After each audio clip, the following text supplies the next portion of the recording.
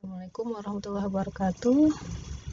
Baik, mahasiswaku semuanya di Prodi Kesejahteraan Sosial UIN Syarif Hidayatullah Jakarta. Kita lanjutkan kuliah kita metode casework, ya, social casework di bagian assessment, ya. Kita lanjutkan minggu lalu, 2 minggu yang lalu saya sudah beri kuliah tentang assessment.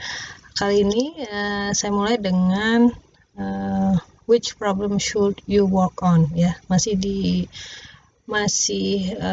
menggunakan buku Understanding Generalist Practice.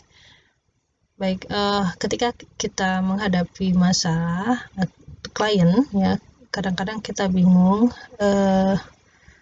masalah yang mana nih yang mau diselesaikan, ya, karena kadang-kadang kita melihat begitu banyak masalah.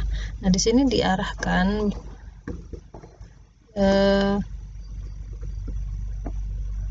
masalah yang kita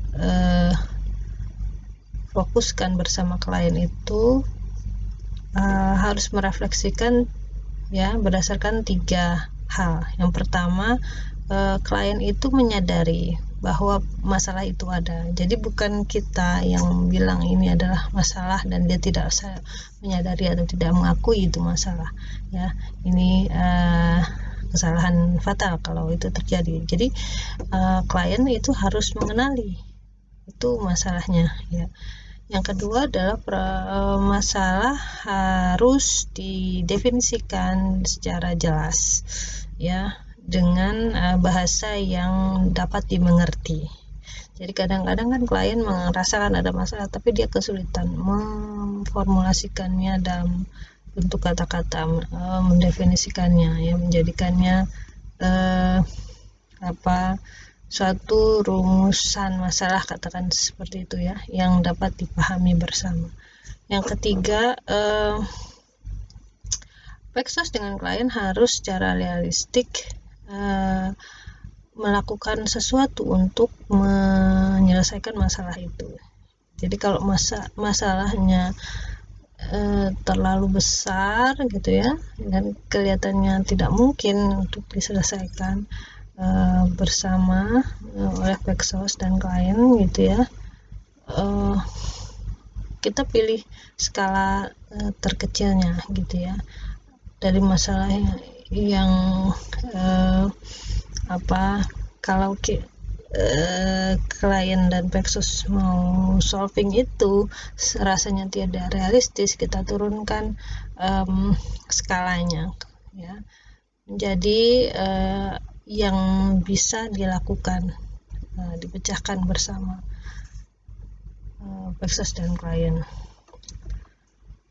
Baik, itu untuk membuka.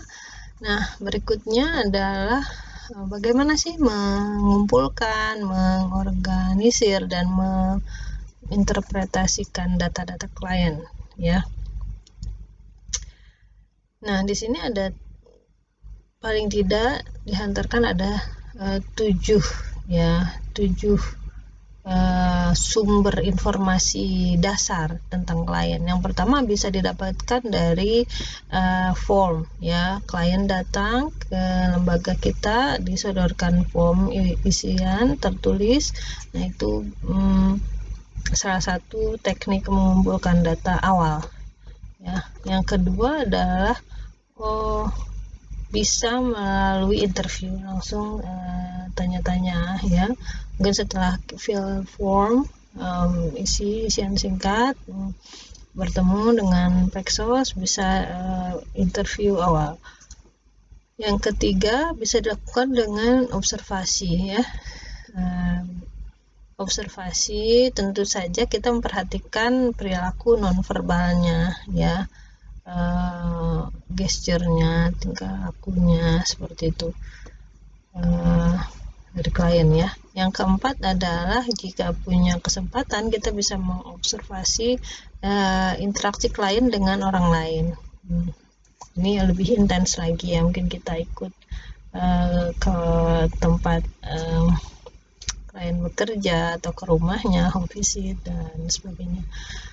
atau ketika datang ke lembaga dia bersama orang lain, diantar teman, saudara atau keluarga, ya kita bisa perhatikan interaksi dia dengan orang yang dengannya itu ya. Yang kelima adalah informasi yang tersedia di luar ya. Maksudnya di luar dari klien, misal keluarga, teman, atau profesi lain yang sedang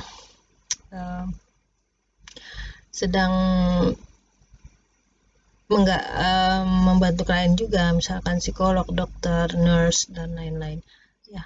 Kemudian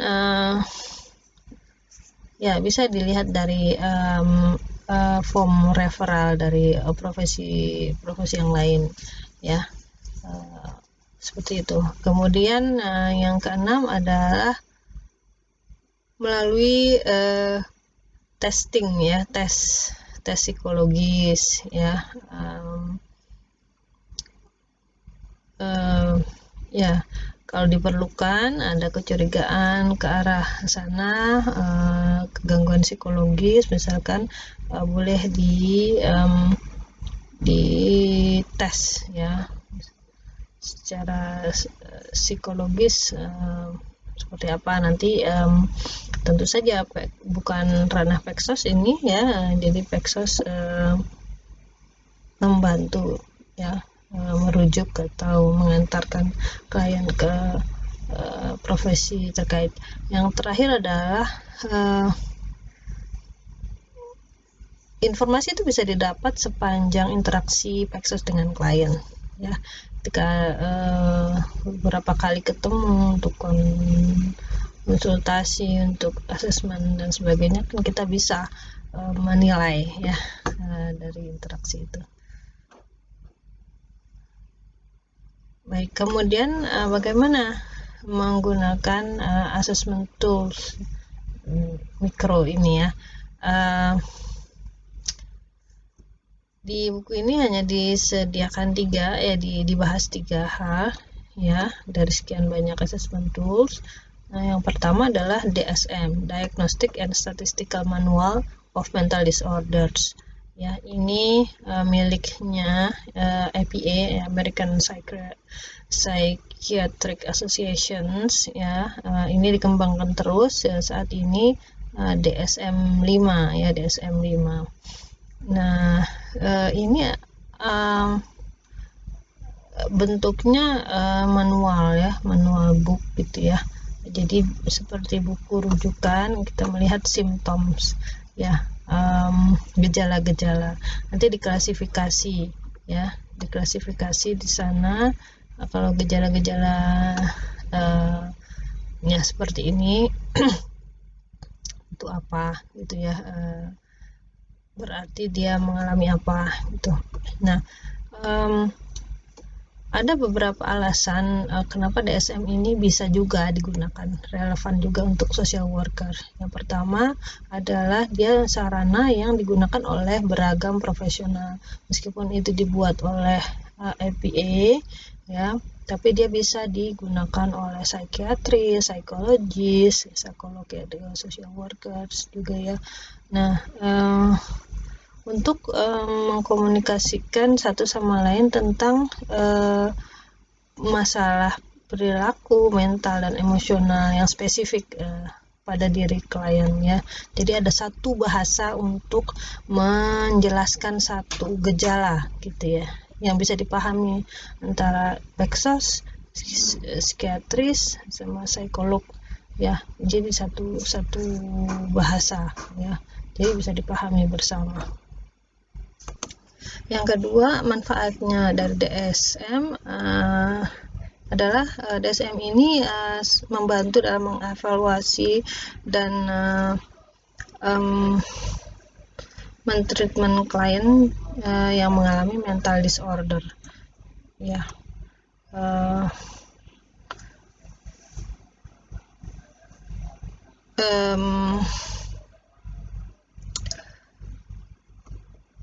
Ya, jadi DSM ini fokus pada penjelasan tentang gejala-gejala dan perilaku